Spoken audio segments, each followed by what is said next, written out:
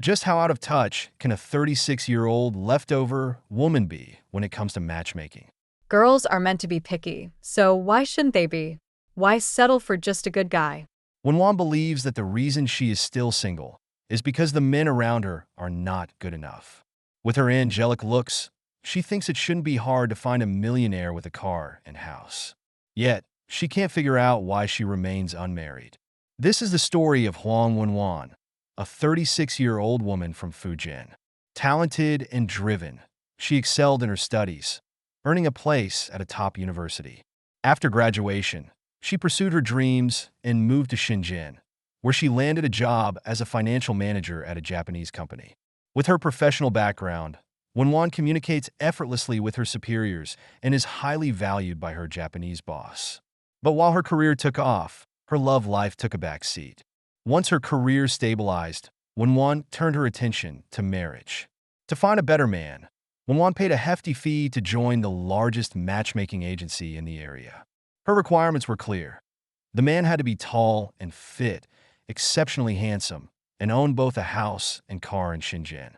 On top of that, he needed to have an annual income of at least a million yuan. While she thought these demands were reasonable, most men were instantly ruled out. Her first date, a 33-year-old real estate agent, didn't make the cut because he wasn't handsome enough. The second, a Hong Kong-based programmer with a good income, didn't suit her because of his introverted personality. That day alone, Wenwan went on 5 dates, but none met her expectations. Once a campus beauty admired by many, Wenwan couldn't believe she had ended up on such an ordinary matchmaking path. Her high standards had kept her from dating in her younger years, and now, after months of attempts and countless dates, she was still single.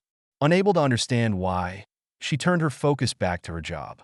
After all, in a city like Shenzhen, even keeping up with the fast pace of life demands constant hard work. After long days at the office, Wenwan would return, tired, to her modest apartment in the suburbs. Each time she came home, her desire for a tall, rich, and handsome man only grew stronger. She realized that changing her life through her own hard work was almost impossible, so she relied on finding a wealthy husband who could elevate her lifestyle. In cities like Shenzhen, where many women move to chase their career dreams, it's not uncommon for those over 36 to be labeled as leftover women. But Wenwan wasn't fazed. She believed the right man would eventually come along and refused to lower her standards. In contrast, her university roommate Ali had taken a very different path. After moving to Shenzhen, Ali faced reality and married a local man introduced by a friend. Within a year, she had a child. Ali didn't chase luxury. She just wanted a stable, simple life with her husband, raising their child together. She often advised Wenwan not to be too picky, warning her that chasing perfection might leave her single forever. Wenwan, however, dismissed this advice. 6 months later, she was still living the same single life. During this time, her parents began urging her to settle down, but Wenwan always had the same response. She hadn't found the right one yet. Then, finally, after hundreds of dates, she met someone who piqued her interest, Chen Yujun. At first, she was attracted to him, but when she found out his income wasn't high enough, her feelings cooled. She told her mother she'd give him another chance, but after their second meal together, she decided it wasn't worth continuing. Similarly, Chen Yujun wasn't particularly interested in Wenwan. He found her smart and capable, but he wasn't attracted to her looks or age. From his perspective, there was no passion or desire to see her again. When Wenwan learned of this, she admitted she hadn't been attracted to him either. Despite his height and decent build, his appearance fell short of her standards. After this experience, Wenwan began to let go of her pursuit of love. She no longer saw single life as a burden. In fact, she found freedom in it. She realized that much of her urgency had come from her parents' pressure.